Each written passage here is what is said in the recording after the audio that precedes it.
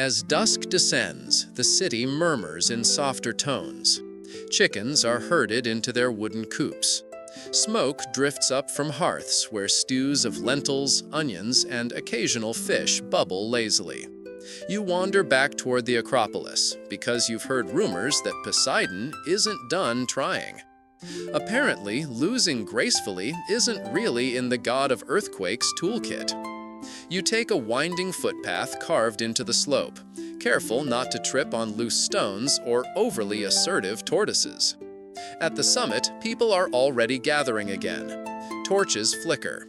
Incense curls skyward. And then, with the self-assurance only a god of epic flair can muster, Poseidon makes another appearance. This time, he's angry.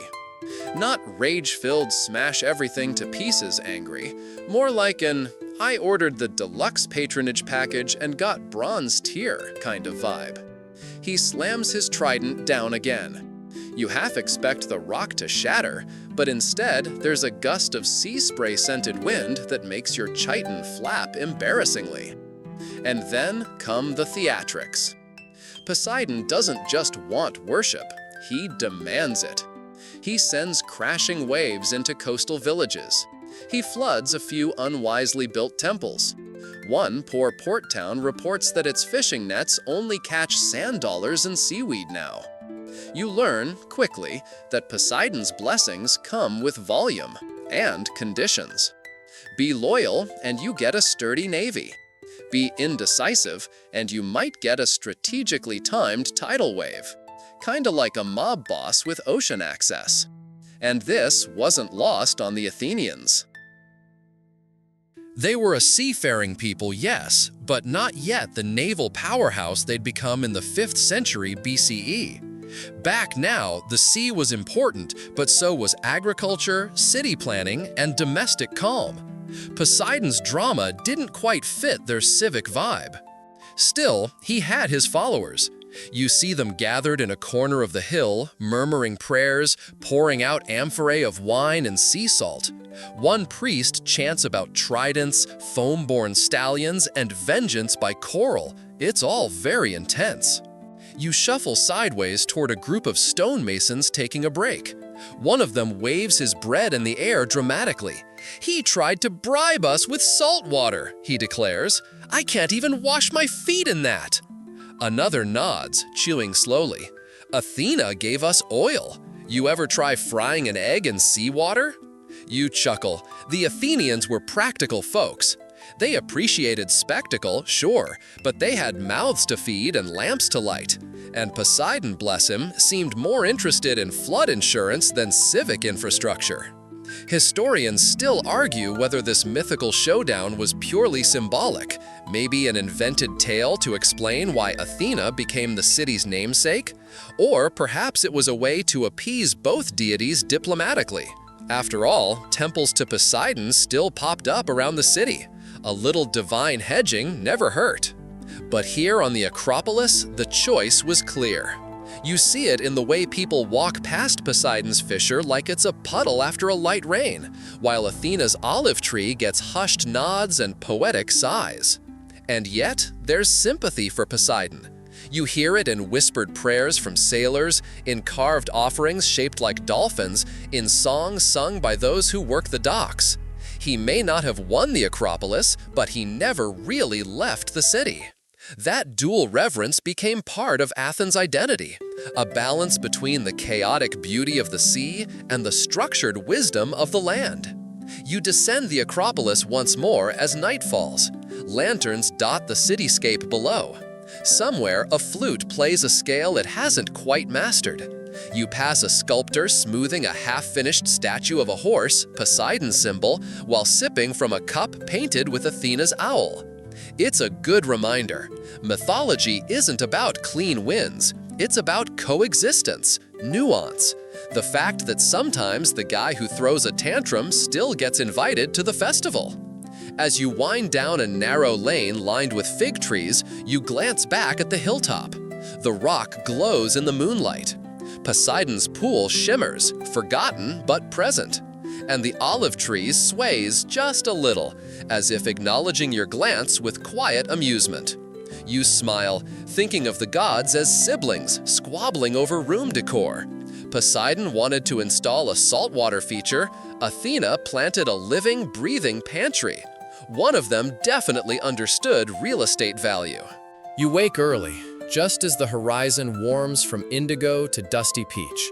Athens stirs with the gentle grumble of breakfast fires and the scrape of sandals across stone. Today feels different, quieter maybe, or maybe it's just the anticipation. Because today you'll see it, the olive tree, the one that Athena, goddess of strategy and subtle shade-throwing, supposedly planted with nothing but calm hands and eternal confidence. You climb the Acropolis again. Yes, again, but this time it feels less like effort and more like pilgrimage. The air is cool, scented with crushed thyme and something faintly nutty. The rock face is streaked with early light, and even the goats seem to sense they're not supposed to bleat too loudly this morning. There it is. The tree doesn't announce itself with divine shimmer or glittering leaves. It's not enormous or supernatural in size. It's just a tree, about 2 meters tall. Gnarled bark, narrow silver-green leaves, a shape that suggests it's been holding secrets since the dawn of agriculture. And yet, there's a hush around it. People approach the grove softly, voices dropping to a murmur. A woman places a clay figurine at its base, a miniature owl, Athena's symbol. A farmer presses his fingers to the bark, mutters something about a good harvest, then kisses the tips of those same fingers. You join the queue, yes, a queue, to stand beneath its shade. As you wait, an older man tells you the tale again, this time with extra drama. And when her fingers touched the ground, the tree burst forth, just like that, fully grown, fruit hanging heavy, oil dripping from the branches, even the goats bowed.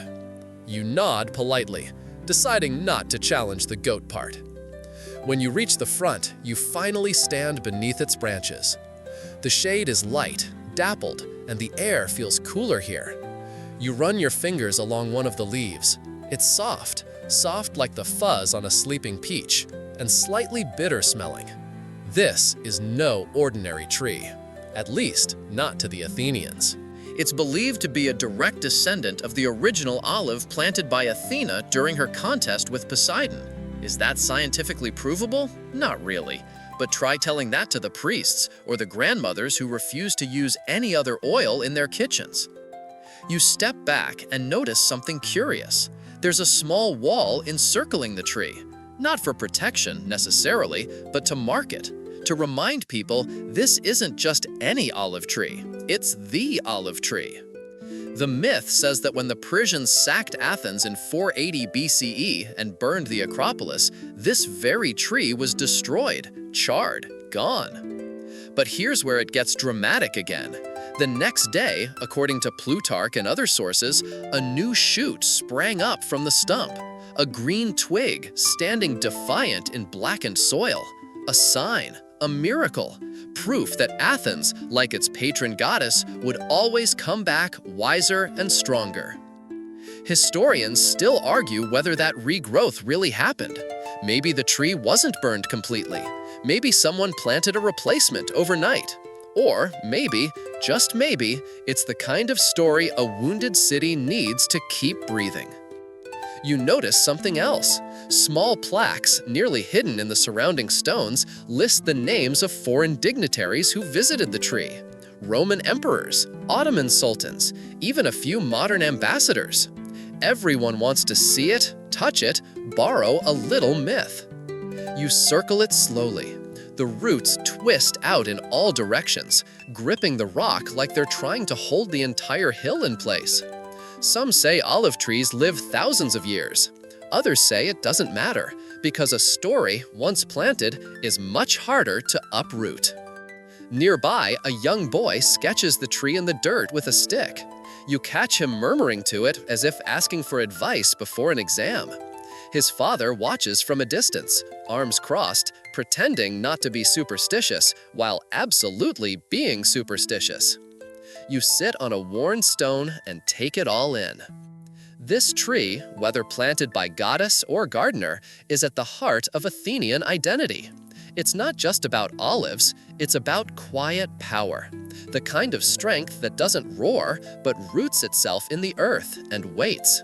The kind that survives sackings, droughts, empires. The kind that endures.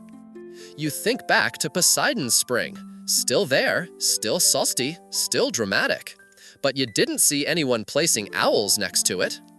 You hear someone nearby joke, "Poseidon gave us brine, Athena gave us brunch."